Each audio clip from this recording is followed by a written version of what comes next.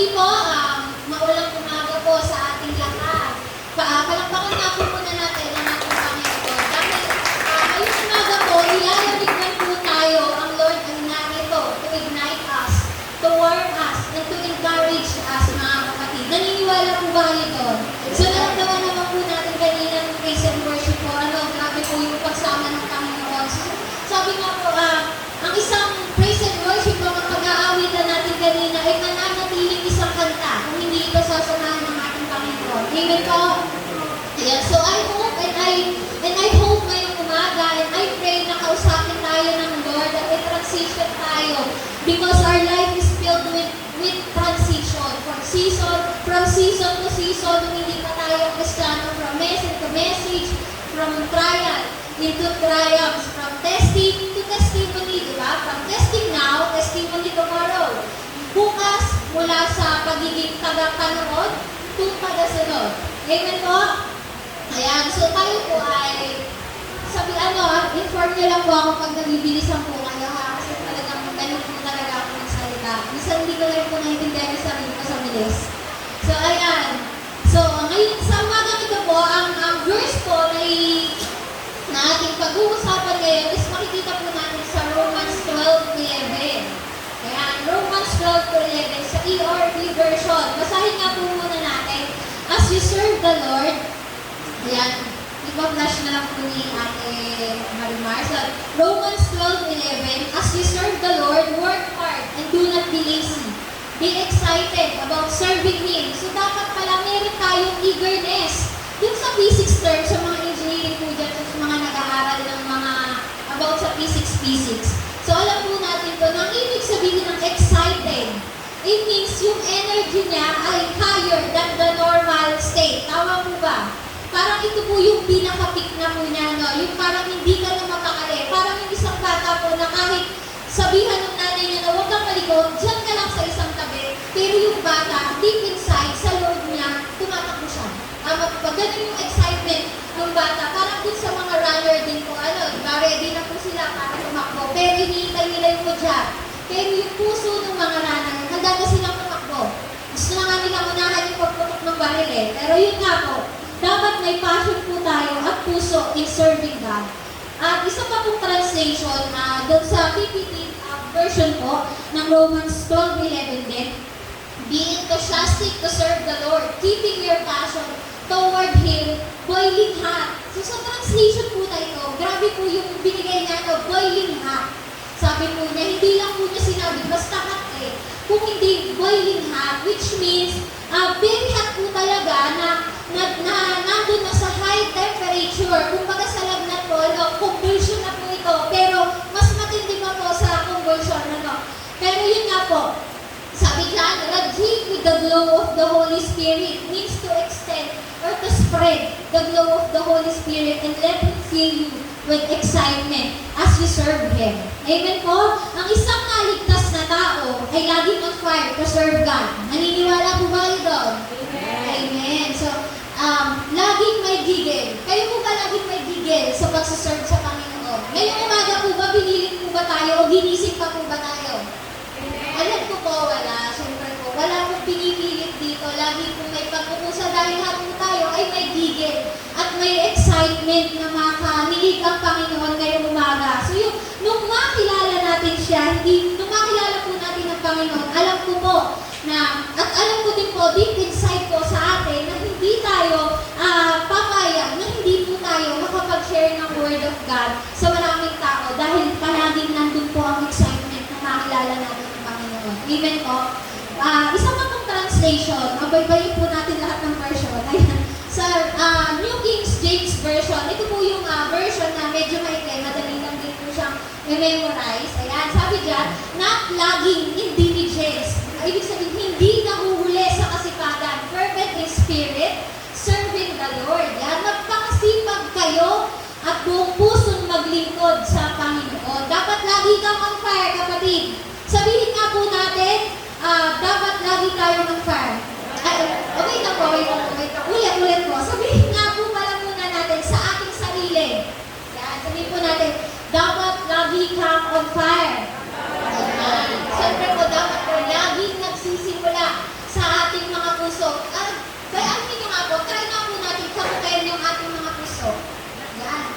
po, huwag po kayong mahiya. Katakin po natin sa may mga dibdib po.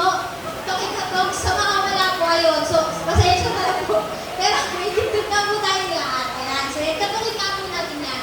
Isingin po natin yung puso natin na medyo nilalamig na yung gumagamit ko. At sabihin po natin sa mga puso niya na, hoy, may sunog. May sunog. Be on fire. Pero don't get me wrong po mga kapatid. Kasi po, di ba, iba po yung adrenaline rush kapag po may sunog. Tama po ba? Pagka po may sunog, lahat na gagawa natin, may nababalitaan at may mga naririnig po tayo na kapag may sunog, mas marami po tayo natatak na gamit. Mas marami po tayo nabibigpit. Kulang na lang kami nga po aircon nabigpit sa dami ng nabigpit. So kahit po, nandun po yung eagerness niya na may mailigtas siyang mga gamit niya doon sa sunog kahit na alam niyang delikado. Tama po ba? Ganun po ang mga Kristiyano na totoong nakakilala sa Panginoon na kahit delikado ang isang sitwasyon, susuungin niya dahil tayo po ay patay na sa ating mga sarili. Amen po ba? Tama po ba? Amen.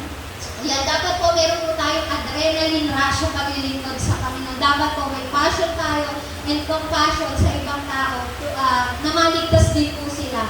Dahil tayo po mismo naranasan natin yung pagliligtas, yung pagmamahal ng ating Panginoon. Ayan. May eagerness po tayo dapat sa soul winning at ayan. Sabihin nga po ulit natin, dapat lagi tayong on fire. Ayan.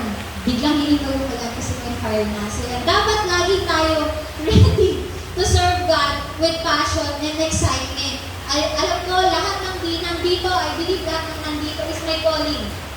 May calling po tayo, no? Hindi lang po sa mga workers yung tinatawag na calling, kundi sa lahat po ng believers ng ating Panginoon. Kapag tinawag ka ng Panginoon, dapat ready ka at willing ka to serve Him with passion and excitement. Amen po?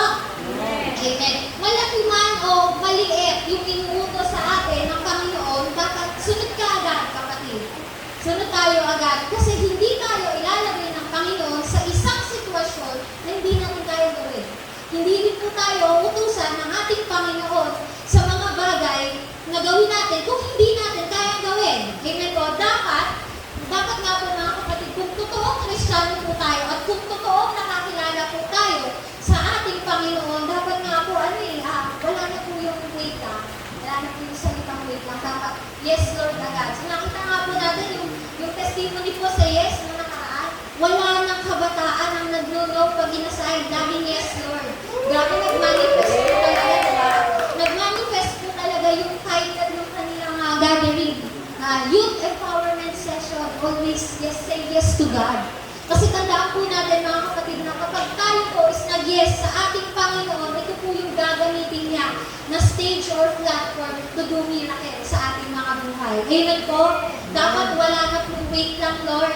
Wait lang po, may mga anak po akong maliliit eh. Wait lang po Lord, busy po sa trabaho eh. Mataas na po yung yung level ng ng position ko eh. Ano na po ako, manager na po ako, director na po ako sa kumpanya. Dapat wala nang wait lang. Wait lang Lord, may business po ako Lord eh. Dapat wala na po tayong gano'n. Dapat, kasi sa dami-dami ng ating wait lang sa Panginoon, every time na tinatawag na tayo, baka kaka-wait natin na paglipasan na tayo ng kabataan. Ilang taon na po ba? Hindi ko po inaano lahat. Ako din po ako po ay 38 years old na. O, okay na po sabihin, alam ko po bata pa. Hindi ko po talaga mabigilan. So yan, tandaan po natin mga kapatid na kapag tayo ay namuhay by the Spirit of God, He will empower us.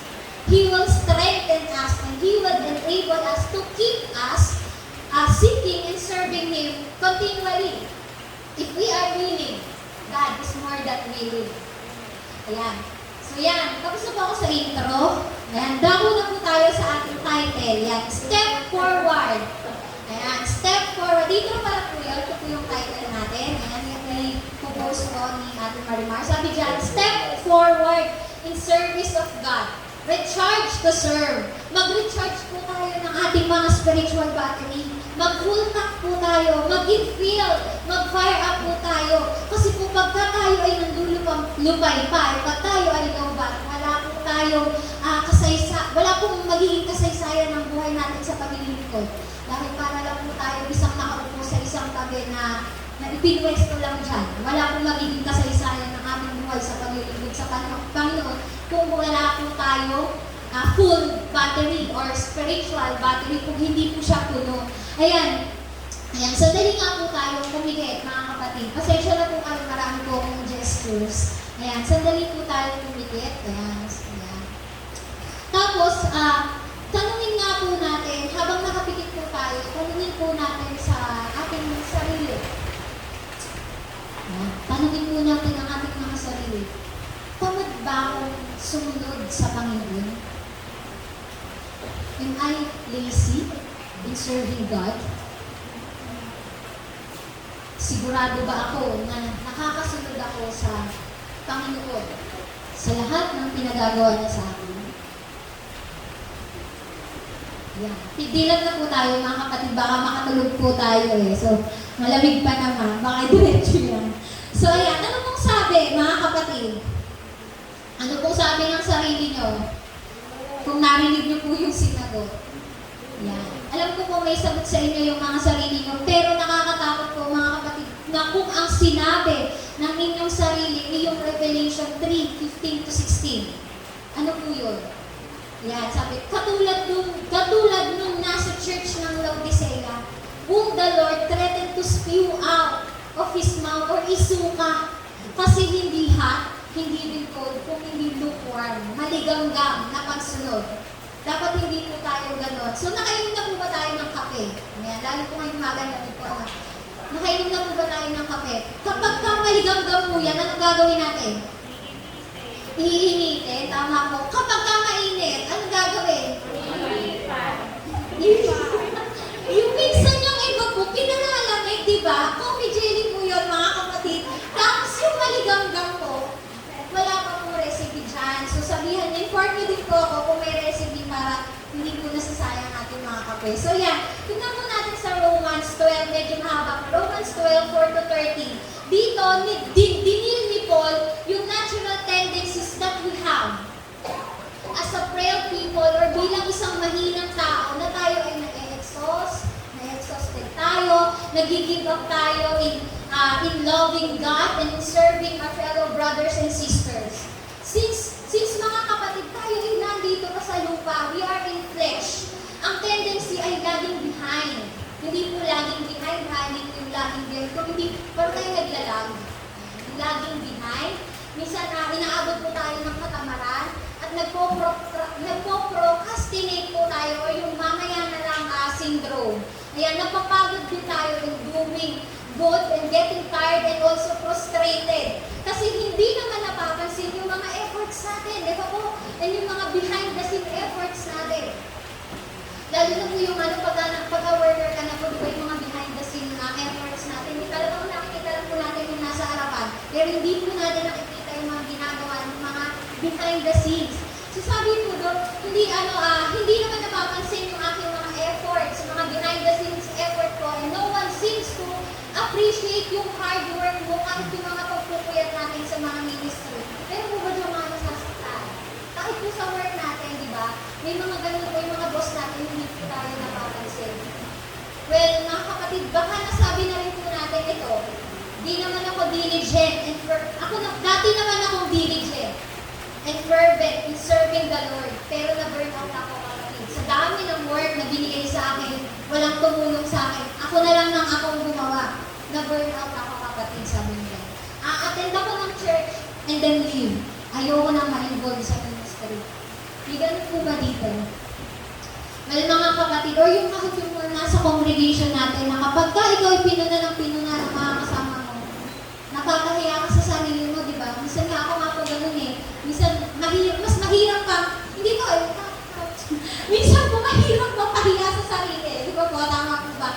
Pero well, mga kapatid, if you feel that na you need to refocus so that we get the proper motivation to serve God. Kaya itong si Paul, nag-set po siya ng motivation eh. Doon sa Romans 12:1-2, sinabi niya po dyan, kaya nga mga kapatid, alang-alang sa masaganang habag ng Diyos sa atin, ako'y namamanhik sa iyo, ialay ninyo ang inyong sarili bilang buhay na handog, banal at kalugod-lugod sa Kanya. Ito ay karapat-dapat na pagsamba Diyos, verse 2, do not conform any longer to the pattern of this world, but be transformed by the renewing of your mind. So mga kapatid, if you want transformation, it takes diligence. Kailangan ng sipag at determinasyon. Ayan. Sabi po doon, so baybayin po natin yung New King James Version ng Romans 12:11. Sabi po doon, lagging behind the diligence. Madalas po natin narinig lalo sa mga medyo talagang importante po ang mga internet connection ngayon. So lagi natin itong narinig yung naglalag yung internet, medyo mabagal. Yun po yung term lagi natin narinig. Sabi naman po ng mga anak ko, buffering. Buffering. Mga kapatid, sa oras po, ang oras, alam po natin na ang oras is valuable resources that we all have.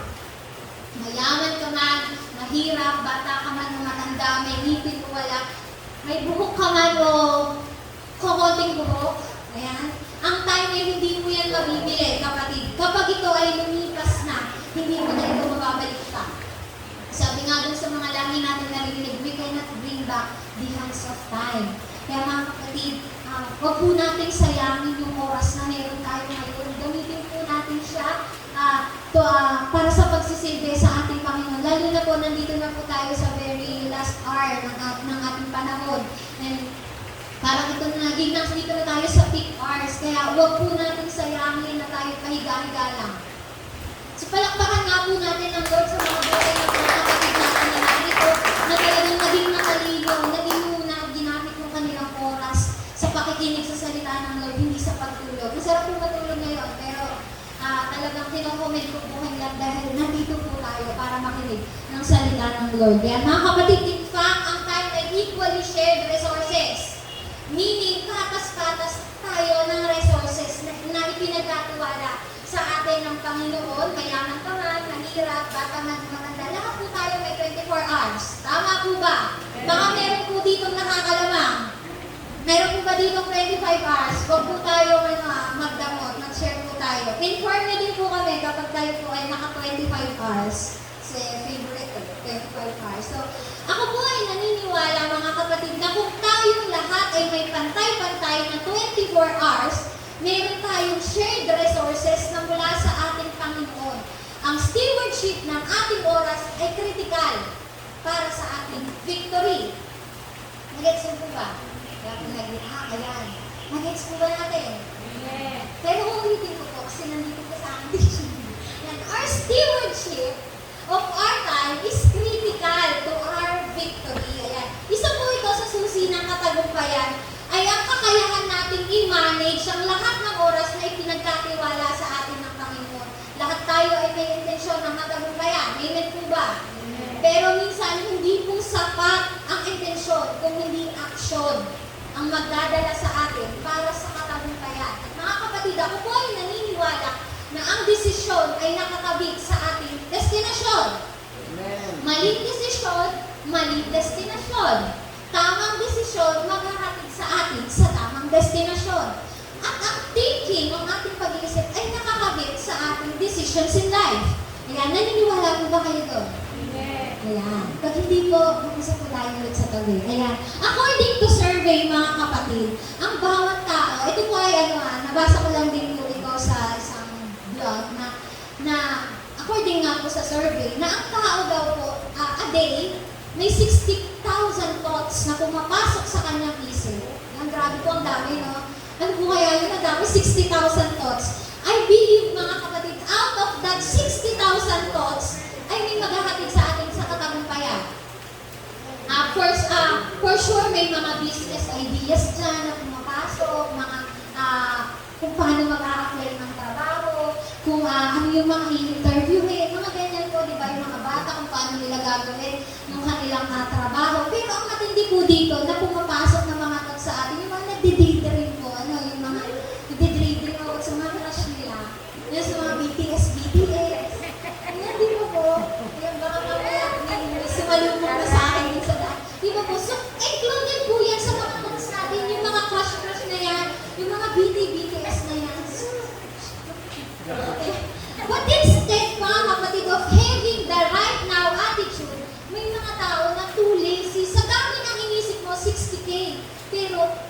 kulang tayo sa right now attitude. We are too lazy, mga kapatid, na lakaran ang pangako ng Lord sa atin. So yan. Am I making sense po ba, mga kapatid? Yan.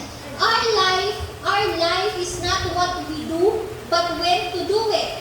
And doing it at the right moment.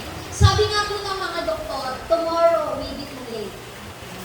Bukas na ako mag-life group, bukas na ako mag-doll watch, isang linggo naman yun eh, may chance ka. Bukas na ako mag-doll watch, bukas na ako mag-start ng life group, bukas na ako magpapa-open ng life group dito sa bahay namin, bukas na ako mag-devotion, bukas na ako mag-pray, nagpasa ng prayer items ang ating mga intercessors, ang ating pastor, ay bukas na ako mag-pray, bukas ko na ipag-pray, ang dami namang intercessors, ang dami namang pray. So, pinagpabukas mo na ng pinagpabukas. Mga kapatid, tomorrow may be too late. Baka bukas, yung sinasabi ko pang pray, wala na. Kaya huwag po natin sayangin yung oras natin na gawin kung ano yung nararapat natin gawin ngayong araw na ito. Kaya, ang procrastination at ang laziness ay ang pinaka-epektibong weapon ni Satan sa mga napakaraming Kristiyano. Ano ba ang kaibahan nito, Ate? Pareho lang naman yan. Kapag sinabi mong tinatamad ang isang tao, ayaw niyang kumilos. Pero kapag sinabi mong procrastination, pinopostpone niya or dinidelay niya. Naintindihan po ba natin yung explanation? Yan. Papakabahin pa po natin para makakita tayo 1 hour. Ayan. Yung procrastination, yung cast po dyan, ang ibig sabihin po niya in Latin word ay tomorrow. Ipinagpapabukas ang bagay na dapat na ginagawa ngayon or willfully delaying or postponing. Imbis na mag-devotion tayo ngayon, lalo ngayon malamig, anong gagawin? Matutulog? Imbis na mag-devotion, matutulog na. Or mag-EML, manonood ng K-drama, o maglalaro sa cellphone. Ito po yung procrastination. Yung dapat na ginagawa mo, pinagpapaliban mo at ipinagpapalit mo sa isang bagay na hindi epektibo. Uso po ito sa mga estudyante, di ba po? Minsan sasabihin na, narinig ko nga po yung pamangkin ko eh. Ayan, buti na hindi po tayo live, baka narinig ako. Ayan, nagsusuga ko siya. Ayan, sabi nga po ng pamangkin ko, Tita Kay, busy po ako. Sabi niya, bakit? Ano ginagawa mo? Kasi po, basahan na bukas ng ano eh, yung aming assignment, yung aming project. Sabi, bakit inabot ka ng deadline? Sabi ko, ganun, bukas ng basahan, ngayon ka nagtarash. Sabi niya, kasi po ngayon lang, kasi po, hindi ko po natatapos. Ang dami niyang dahilan. Tapos tinanong ko siya, kailan ba yan binigay ng teacher mo? Kasi hindi ako naniniwala na aabutin ka ng deadline. Sabi niya, last week pa binigay. So may marami siyang mga bagay na ginagawa. Inuna niya yung ibang bagay kaysa gawin yung dapat niyang gawin. So ito po yung procrastination. Kung kailan deadline kinabukasan, gabi na gagawa ka. So puyat ka na mga kapatid. Yan. Yun po yung procrastination. Ano po? Ang laziness naman po is a failure to do something. Ang tamad po ay may abilidad na magtrabaho, pero ayaw niya magtrabaho.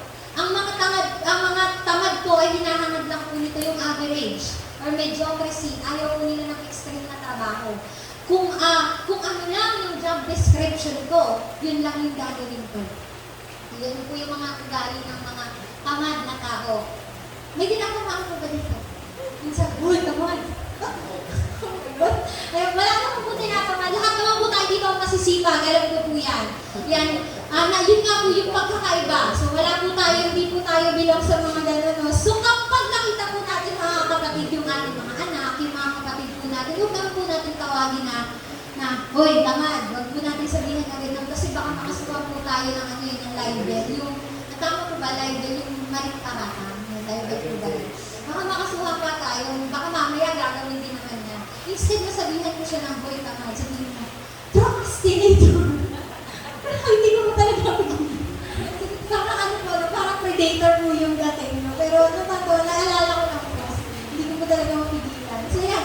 Pero, makakatamaran of procrastination, this both robs you from the opportunity to succeed. Parehong magnanakaw po yan ng oras. Sabi, Ate Rocky, wala na nga akong ginawa, mali pa din. Nakakatawa po, pero sabi po sa James 4:17, remember this, it is a sin to know what you ought to do and then not to do it. Kapag alam nyo tama at hindi nyo ginagawa, kasalanan din yan. When God wants us to do something and you don't want to do it, you are committing the sin of omission. Tandaan po natin mga kapatid, take note po na ang sin of omission ay nanganganak po yan ng sin of commission. Ito po yung kinukumit na natin o yung ginagawa na natin. Yung alam mong dapat kang manalangin ngayon, pero hindi ka nanalangin kasi wala namang nakakakita. Lalo kung tinext lang, hindi naman nila malalaman eh. Pero tinanong ka ng pastor, Rocky, nag-pray ka na ba? Ano pong sasagot ko? Sa tingin niyo po, ano sasagot ko? Baka ang sagot ko po mali ka ulit, tapos siyempre, relax ka na loob, pastor yun, nakakahiya naman sa pastor kung hindi ka nag-pray eh. Di ba? Sasabihin mo po, opo pastor, nag-pray po ako. Proud ka pa, proud ka pa sa sarili mo. Yan nga po, pero yun nga po. Omission, hindi na po niya ginawa. Commission, nagyay po siya. Agree po tayo? Kapag inutos sa'yo ng Lord at hindi mo ginawa, number 1, bad strategy po yan mga kapatid. And number 2, you are missing a lot of blessings and opportunity. Pangatlo, it is a sin. Kaya huwag na po natin tangkain, subukin pa dahil hindi po yan makakabuti sa atin. Alam naman po natin, ayaw naman po natin mga kapatid na masabihan po tayo dun sa Proverbs 6:6-11. Go to the ants, you sluggard. Grabe, yung bigat po, you sluggard. Consider her ways and be wise, which having no, Proverbs 6, verse 6-11 po. Which having no captain, overseer, or ruler, provides her supplies in the summer and gathers her in the harvest. How long will you slumber or sluggard? When will you rise from your sleep? A little sleep, a little slumber, a little folding of the hands to sleep. So shall your poverty come on you like a prowler, and your need like an armed man. Grabe po yung sinabi, sluggard. O parang okay na masabihan kang lazy pero sinabi sluggard. Parang batugan. Sakit po ng batugan. Oh, you sluggard. Ano po gusto niya doon? You sluggard o lazy. Sorry, grabe. Sabi nga doon, go to the ants. Nakita po natin yung mga buhay ng mga langgam. Wala silang boss, pero nagtatrabaho sila. Tayo po, minsan po, nag-work lang po tayo kapag may nakakakita sa atin. Ano po? Pagka nandiyan ang ating mga leaders, nandiyan ang ating boss, nandiyan ang ating pastor. Asan po yung integrity natin, mga kapatid, kapag ganun po tayo.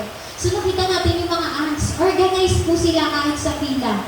Sabi nga, pag nagkakasalubong po sila, nakikita nyo, pero nagkikis po sila, nasibay-sa po sila palagi. So yun, may queen po sila, oo, pero hindi po ito nagko-command. Ayan po, alam po natin, alam niyo po ba pala, mga kapatid, na ang mga langgam ay 19 hours nag-work lang. According po ito sa sa pag-aaral ko nung kabataan ko, joke lang po. Ang langgam daw po ay 19 hours na nag-work at 4 hours lang daw po ang tulog niya. Pero hindi po yan straight na 4 hours kung hindi accumulated. Every 1 hour nagigising daw po sila. Hindi po busy yung mga langgam, mga kapatid. Sila po ay productive. Ganito rin ang gustong mangyari sa atin ng Lord. Gusto niya tayo maging productive at effective at the same time. Number 2 po, una po natin, lagging behind in diligence. Number 2 po, fervent spirit. Ito po yung Romans 12:11. Binaybay lang po natin, ha? Ayun po, number 2, fervent in spirit. Fervent means to boil or have a position for God and His kingdom purposes. A burning desire to please God, to do His will, and to advance His glory in the world in every possible way. Yan, kung nabasa po natin mga kapatid yung Book of Romans, dito pinagsisigawan ni Paul that Jesus Christ and the gospel should make your spirit boil. Dito dapat yung magiging magagamit para i-stir up tayo. Dapat magamit ito na mas lalong tumindi at mag-alab yung ating passion every day in serving the Lord. Yung magandang balita na si Kristo ay namatay for us when we were still sinners. Di ba nakaka-excite na po ito mga kapatid? Nakakakilig na po ito mga kapatid. Yung love ng Lord na naranasan po natin, sobrang nakaka-excite na po. Pangalawa po, the glorious fact that nothing can Christ Jesus, our Lord, dapat ito rin yung mag-stir up sa atin at maghamit ito to ignite us, ignite ang ating mga puso in serving the Lord. Tapos yung mga plus pa dito, yung abag at awa ng ating Panginoon that He rescue us from the condemnation. Ito dapat yung mag-fuel sa atin, mag-fuel sa na pagliliyabin niya yung fire sa passion natin sa pagsiserve sa ating Panginoon at sa Kanyang kingdom. So ano po ba yung dahilan, mga kapatid, para hindi tayo mag-serve sa Lord? Meron pa po ba tayo mga stronghold na mga nag-hold back sa atin para hindi po tayo mag-serve sa Panginoon? Sabi nga po sa isang kakilala ko nandito po siya sa church. Sabi niya, pinagaling ng Lord ang aking anak. Mula pagkabata lang kami nasa ospital. Pero ang Lord ang ginawa niya, pinagaling niya mula nang nag-serve ang aking anak sa Panginoon, hindi na namin siya dinadala sa ospital. Plus pa dito, sabi niya, plus pa dito, yung asawa ko, pinagaling din ng Panginoon. So ano pa yung pwede kong maging dahilan para hindi ako mag-serve sa Lord? Ako na lang sa pamilya namin yung hindi nagsiserve. Ano pa ba yung pwede kong maging dahilan para hindi ako lumapit at mag-serve sa Panginoon? Grabe po grabe yung pagka-ignite ng kanyang puso doon sa mga miracle ng Lord sa buhay niya. So tayo po ba, may hinihintay pa po ba tayong miracle? Kulang pa ba yung miracle na ginawa ng Lord sa buhay natin? Doon sa cross ng Calvary para tayo ay mag-ignite in serving Him, in loving God. May dahilan pa po ba tayo, mga kapatid? Madami pa po bang mga holdbacks, yung mga strongholds natin para hindi tayo mag-serve sa Lord? Baka kung kailan, mga kapatid, huli na. Kung kailan mahina ka na, baka kung kailan wala ka ng lakas, at saka ko sasabihin, Lord, magsiserve ako sa iyo. May tungkod pa, tapos sasabihin mo, mag-follow up ako, Lord. Diba? Kaya pa ba? Tapos wala ka ng ngipin, malabo na yung mata. Lord, ito na, nagbabasa na ako ng Bible. Tama po ba? Di po parang nakakalungkot. Ako po, actually po, may isang kabataan po dito na talagang nakapag-inspire po sa akin na 13 years old pa lang po siya. Sabi ko, pumasok po ako sa Wylands, nasa 29 na po ako. So, feeling my pa din po ako. Yan. Noong mga panahon na yun, going to 30 na po ako.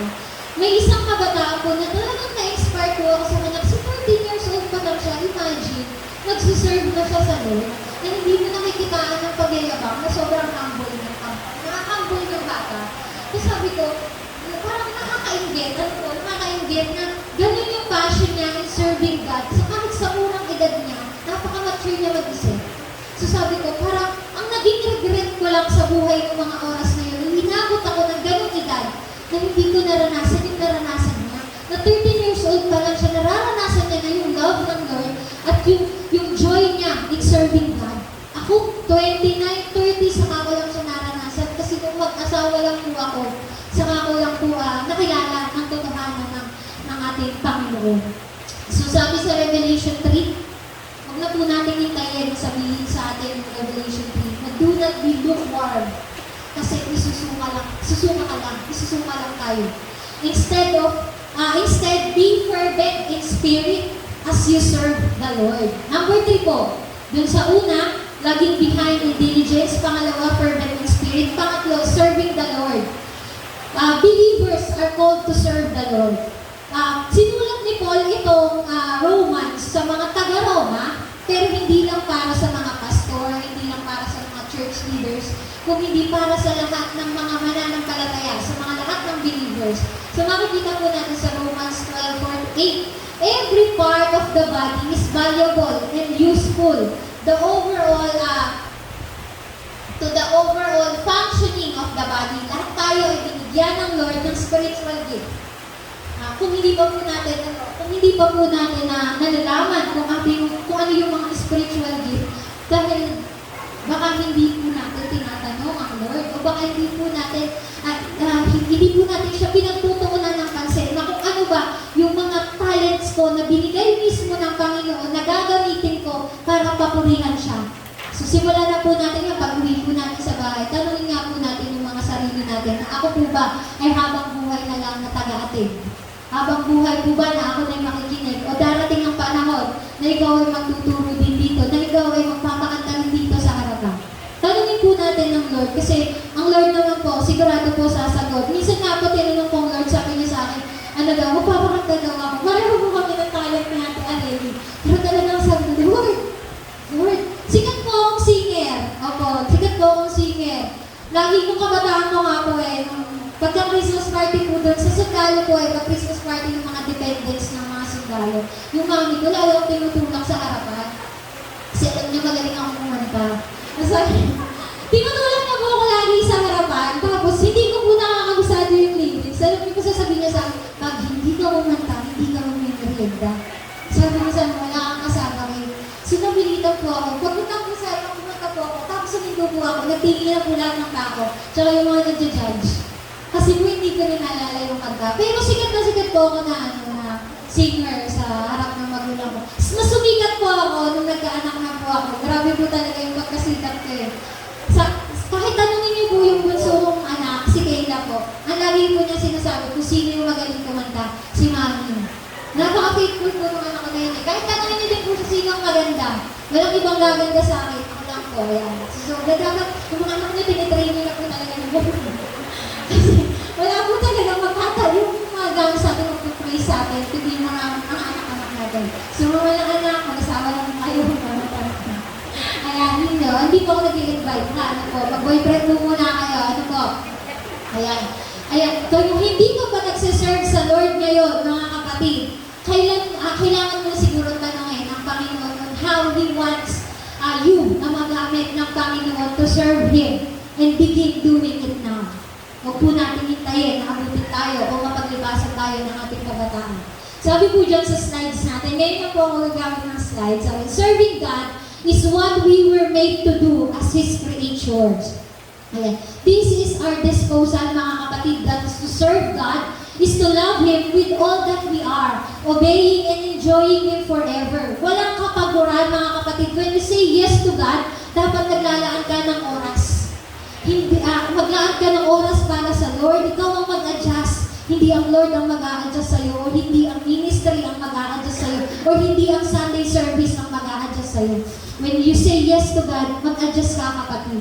Dahil dito makikita ng Lord kung gaano ka ka-eager, gaano ka ka-excited, gaano yung kataas yung passion mo in serving Him. Dapat meron tayo kasigasigan sa ating espiritu sa paglilingkod. Ayan, service is putting ourselves at the disposal of our Lord Jesus Christ. And we are called, mga kapatid, to be the servant of the Lord Jesus Christ. Amen po?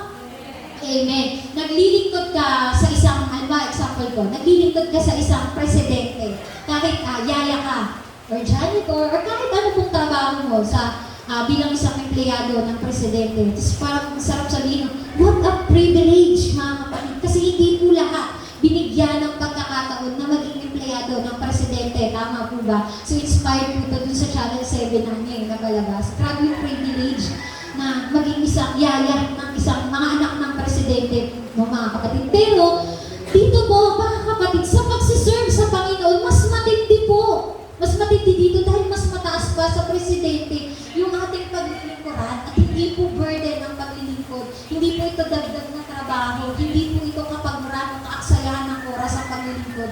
Ito po ay isang pribilehiyo. Kung nasabi natin kanina sa paglilingkod sa isang presidente, what a privilege. Dito po sa ating Panginoon, masasabi po natin, what a privilege! May pagtaas ka ng kamay, di ba? May pagaling ka. Ito po dahil ito po ay isang kasiyahan. Hindi po ito a burden. And we are blessed dahil nakakapaglingkod tayo at nagagamit tayo ng ating Panginoon, ng Diyos ng mga Diyos at Hari ng mga Hari. So ano ba pong hinihintay natin, mga kapatid? Hihintay pa po ba tayo ng ating kahinaan, ng ating katandaan? So, sure na. Commercial po, mga kapatid. Sa August po, mag-open na po tayo sa ating batch 2 ng ating discipleship journey. Palakpakan po natin ang Lord dahil nakaraan po din 19 po ang nakapagtapos sa ating discipleship journey na tumagal po ng halos 4 na buwan. Grabe po, no? Every Saturday, nandito po sila sa church, sa Zoom, para po matuto. At ngayon po, talagang very eager po sila. No? Meron pa silang sariling GC, nagsulo pa, no? Na sila lang talagang 19. Tapos, hahayo po sila. Grabe po yung passion nila na talagang nandun yun yung kasiga-sigan po nila na after nilang gumraduate, actually hindi pa po sila tapos gumraduate, ang iba po dyan may life group na. Diba po? Amen po. Palakpakan nga po natin ang Lord. Yeah, so yan. Ano pa po hinihintay nyo mga kapatid? Batch 2 at August. So susunod po nating slide. Ito na po talaga yung ating slide. Ayan. The following are expectation and challenges as we serve the Lord. Una po, guard your heart. Sabi ko sa Proverbs 4:23, above all else, guard your heart. For everything you do flows from it. In human body po mga kapatid, the heart is very essential for living. When our heart stops, you stop. Tama po ba? Yung tibok at pulso natin, ito yung ebidensya na tayo ay buhay pa. Chicken nga po natin. Buhay ba po ba kayo? Chinecheck niyo po ba ang pulso niyo at ang puso niyo? Ay, pulso at ang puso. Baka po tayo itulog na po, biglang huminto, nakakatakot po yan. Kaya po, sabi po, guard your hearts. Yan. Tapos pangalawa po natin, una pa lang pa natin bullet. Guard your heart with the truth. Ayan. A heart saturated in the truth of the God's Word guide you from the attack of enemy. Ang pusong puspos ng salita ng Panginoon, ng pusong puspos ng mga pangako ng Lord, yung babad ka sa prayer at sa Kanyang presence, kailanman po ay hindi tayo madideceive ng kaaway.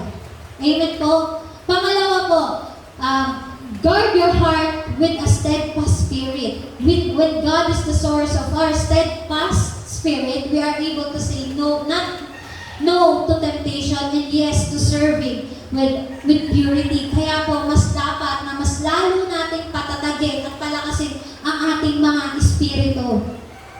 Ayan, dahil there's nothing in this world can shake it. No temptation of flesh can distract us because we are flowing in the Holy Spirit in truth to God. Yan. Pangalawang bullet. Pangalawa po ba? Pangatlo pong bullet. Yan. Guard your heart with trust. It is our trust in God that guards our heart as we serve so that fear doesn't have to lead us in wrong action. Kapag ang puso po natin ay punong-puno ng pagtitiwala, lahat ng takot natin mawawala. Diba? Kapag yung asawa mo nyo, diba? Punong-puno kayo ng pagtitiwala sa asawa nyo, hindi nyo na nagagawang check-upin yung mga cellphone.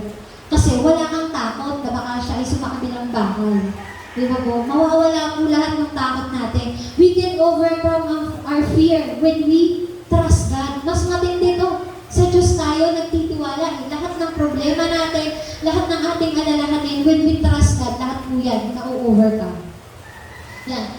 Guard your heart with obedience. When we live a life of obedience, God's authority can be used to repudiate the accusation that are hurled our way. Hindi natin pwedeng sabihin, mga kapatid, na naglilingkod tayo kung hindi naman tayo marunong sumunod. Simple lang po, di ba? Obey God. Our obedience to God and those He puts in authority over us, yung ating mga leaders, yung ating mga pastor, help us to serve God and other people. Ayan, fully. So, upang mapanatili din natin, mga kapatid, yung peace, yung harmony, at yung unity, upang sa gayon, mas maging effective po tayo sa ministry na ilalagyan sa atin ng Panginoon. So, yan nga po. Pangalawa po natin. Una po, guard your heart. Pangalawa, be courageous. Sabi po sa Joshua 1:7, ngunit dapat kang magpakatatag at magpakatapang. Sundin mong mabuti ang kautosang ibinigay sa iyo ni Moses. Huwag mong suwayin ang anumang itinagubilin doon at magtatagumpay ka sa lahat mong gagawin. So yan, courage from God's presence. Daily acknowledging God's presence helps us to know He can empower us to do what fear has kept us from trying. Yung alam mong hindi ka nag-iisa, ito yung nagmo-motivate sa atin to have the courage in serving God. Dahil alam natin na kapag sumunod tayo sa Lord, may backup tayo.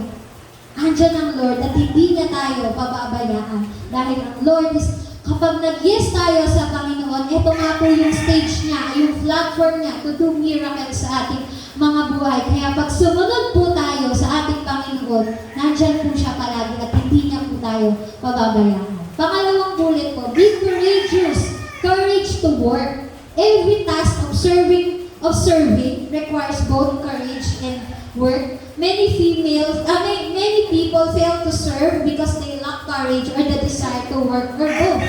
Meron kasi mga tao na capable to do things, but they don't have the guts to do it. Gets po ba natin? Medyo nahihiya pa nga eh. There are people po mga kapatid na may desire to do it, but lack of motivation to make it happen. Yan. Parang wala pong lakas ng loob. Kahit yun, may nakikita na siyang may gumagawa dyan at feeling niya, alam niyang gawin. Hindi po niya malapitan kasi wala po siyang guts, wala po siyang courage, wala siyang lakas ng loob o wala siyang motivation para gawin yung isang bagay na yun. Pero ang mabuti po, na ang Lord, lagi tayong pinupush. Hindi po tayo tinutulak para malaglag tayo. Kung hindi tinutulak po tayo ng ating Panginoon. Dahil alam ng Lord, kilala niya po tayo eh. Alam ng Lord kung ano yung ating kapasidad, kung ano yung ating kakayahan. Kaya po, sabi ko nga po kanina, hindi tayo ilalagay ng ating Panginoon sa isang sitwasyon ng buhay natin kung alam natin hindi natin kayang gawin or hindi natin kayang pagtagumpayan. Sometimes we lack courage to do work of serving because we have misdefined what successful serving looks like. Dapat in serving the Lord, ready ka palaging sumunod. Serving is a verb po mga kapatid and it's an action word. Ayan, define ko na po. It's an action word. So we need to act on it. We have to do it. Ayan. Kasi ang Lord, laging nandyan to equip us at hindi naman po tayo pababayaan. Pangatlo po, yung una, guard your heart. Pangalawa, courage. Be courageous.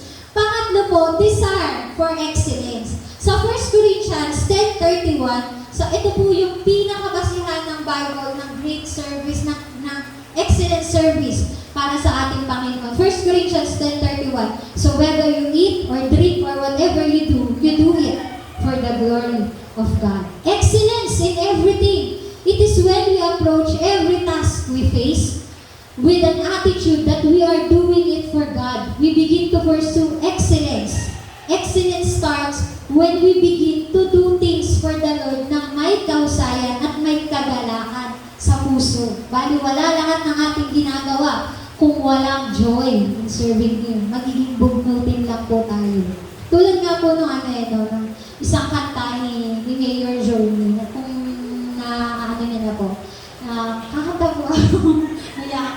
Pero sabi ko nga po kanina, sikat po akong singer sa mata ng aking anak at sa mata ng aking So sabayan niyo po ako kasi hindi po rin ako sa lyrics at sa tono. Yan.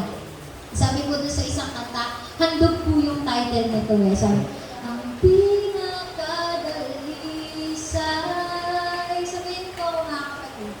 Ang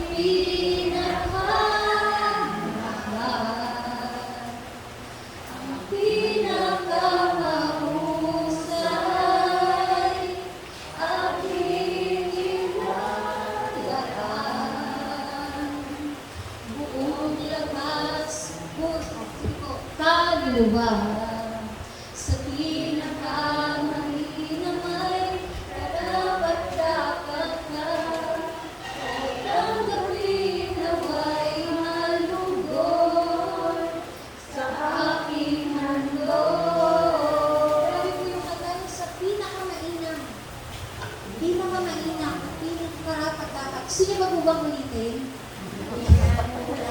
Ito po yung ibig sabihin. Ito po yung ibig sabihin ng excellence. Sabi po sa kanta, ang pinakamaina. This should be the desire pa mga kapatid ng ating mga puso na maibigay sa Panginoon ang ating pinakamainam na handog sa Kanya. Once na meron tayong gustong ihandog o ibigay sa ating Panginoon, dapat hindi piniksudin or walang spots, no blemishes. Dapat ibigay po natin sa Panginoon ang lahat ng ating ang lahat ng pinakamaina sa ating buhay. Dahil sabi nga po din sa ating binasa, offer our life as a living sacrifice sa ating Panginoon. Number 4 po, una po, yung guard your heart. Pangalawa po, be courageous. Pangatlo po, yun nga po, excellence in in everything. Pang-apat po, the challenge to be faithful. Sabi po sa 1 Corinthians 4:2, now it is required that those who have been given a trust must prove faithful. It is very important, mga kapatid, na yung faithfulness ay laging present sa buhay natin, sa buhay ng isang mananampalataya, dahil ang Lord ay faithful. Nararapat lang na yung mga servant natin ay faithful din. Tama po ba? Hindi naman po tayo tatawagin Christian kung hindi po Christ ang ating sinusundan. Kaya po tayo tinawag na Christian ay dahil doon. So kung ang Lord ay faithful, dapat faithful din po tayo. Amen po ba? Kaya po, ang sarap pong isipin at marinig na pag-after ng buhay natin dito sa lupa, maririnig natin yung salitang, well done, my good and faithful servant. Grabe po, ang sarap po, no? Kaysa po ang marinig natin nilagapak. Mas maganda pong marinig yung ang sarap sa pandinig natin na, well done, my good and faithful servant. The true worth of our ministry or service is discovered not in manufactured results. Sabi po dyan sa ating slide, but faithful service to the Lord. Tandaan natin na ang Lord ay hindi po tumitingin yan sa panlabas. Laging ang Lord ay tumitingin sa ating puso. Kasi pag ang Lord po ang tumingin sa mga ating mga mukha, baka po tayo bumagsak na. Pero alam ko naman po, lahat po tayo dito magaganda at gwapo. Tulad nga ng greetings ko po kanina. No? Pero yun nga po, tandaan natin na ang Lord ay hindi po tumitingin sa panlabas, sa panlabas natin. Laging ang Lord ay tumitingin yan sa puso. Ang totoong halaga ng anumang service ay nakikita sa result, hindi nakikita sa result kung hindi sa tapat na paglilingkod. The evidence of a faithful service to the Lord is dapat consistent na meron tayong bunga. Sabi nga po ng ating pastor nung dati, bunga, hindi bunganga. Amen po ba? Dapat lagi tayong may nadadala sa Panginoon dahil ang isang tunay na Kristiyano, ang isang tunay na nakakilala sa Panginoon, hindi siya papayag na siya lang ang maligtas. Lagi po yan nag-share ng Word of God. Katulad nga ng ating mga DJ, no, talagang very, nakakatuwa po talaga sila na talagang kung hindi lang po umulan, natuloy yung kanilang flyering. So yan, tandaan po natin, mga kapatid, na hindi nawawala ng saysay ang faithfulness natin. Lahat ng ginagawa natin sa Panginoon, may assurance tayo dahil ang Lord ay great rewarder. So dun nga sa parable of the talents, sa Matthew 25:19-21, ayan, familiar na po tayo dito sa story na to. Kung faithful ka in handling the smallest task or duty na inatang sa atin o sa iyo ng Panginoon, mas mapagkakatiwalaan na tayo sa mas malaki. Kung tapat ka at faithful ka sa paghahabot ng mic ngayon, darating ang time will come na ikaw naman ang aabutan ng mic. Naniniwala po ba kayo doon, mga kapatid? Kung darating ang time na kung ikaw ay faithful ka sa paglilinis o sa pagwawalas o sa paglalampaso ng sahig ng church na to, time will come, ang Lord ang mag-aangat sa iyo. Amen po. Hindi na basahan ang hawakan mo kung hindi mikropono. Amen po ba? Kung tayo ay faithful, ang Lord ay mas lalong faithful sa ating mga buhay. Our every work na may katapatan, every service, and every good deeds done in faith, that we extend to anyone will not go in vain or will not go unnoticed. Lahat yan nakikita ng Lord, and God will surely reward us. So sa ating pong pagtatapos, mga kapatid, ayan po, maaari na po tayo tumayo, mga kapatid. Ayan, ulitin ko po muna ulit. Sige po, tayo na po tayo. Ulitin ko po, yung una, guard your heart. Pangalawa, be courageous. Pangatlo, excellence in everything. Pang-apat po, ano po yung pang-apat? Challenge to be faithful.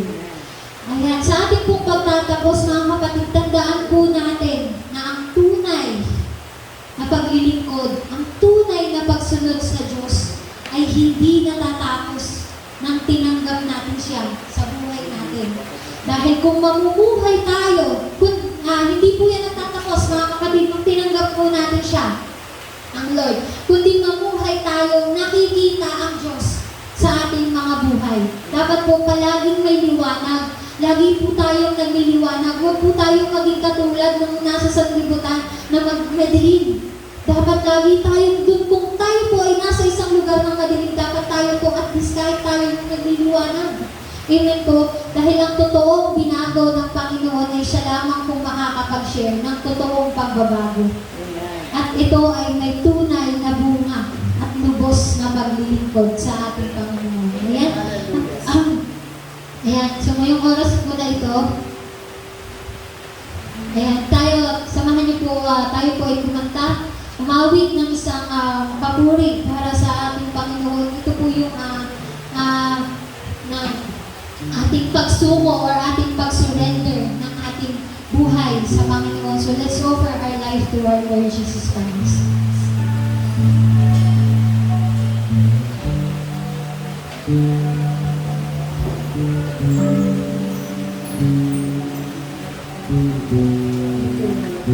This alabaster jar. This alabaster jar. So I love the world. I bring it up your feet, Lord. It's So guys, not mga you listeners, deserve. natin ang ating mga pagkain or kung saan ang mga hindi ang pagsuko or pag-surrender ng ating buhay bilang tanda sa ating pagdating. Ngayon, oras na ito, mga kapatid,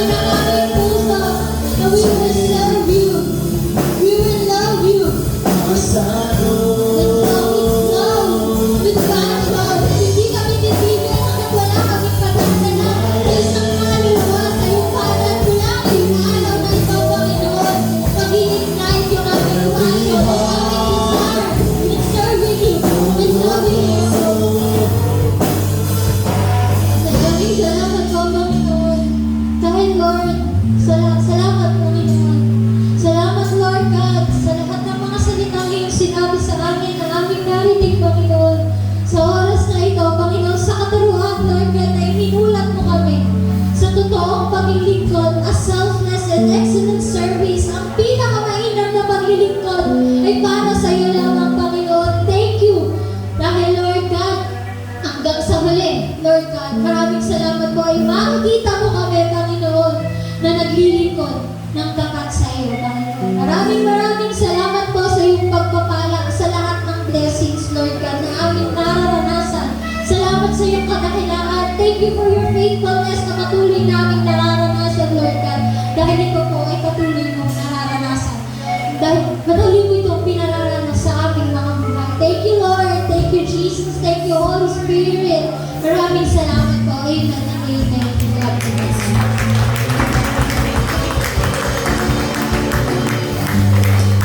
Ayan. Praise the Lord. Tunay nga na talagang nagpakas naman po ang salita ng Panginoon sa atin.